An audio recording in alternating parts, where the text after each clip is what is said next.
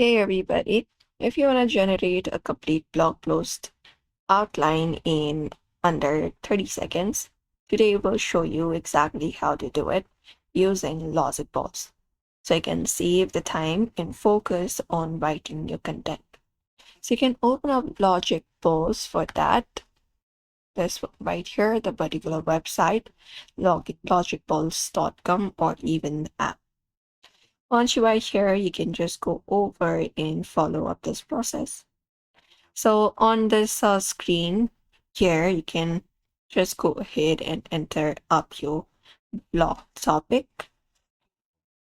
For example, maximizing productivity with AI tools. So you can just go ahead and enter up your blog's topics in this text box right here in LogicBalls and make sure your topic is very clear and specific for best outline results. After that, click on Generate Outline or look out for this called Headline Generator. Find it up and click on it. After you do so, you will be taken to another tab right here where LogicBalls will process your topic and instantly give you a structured outline complete with headings, subheadings, and suggested points. It will literally take less than 30 seconds. So here you can just go ahead and customize your outline. Here you can just go ahead and focus on creating your content and what to write next. So just go ahead and enter it up here.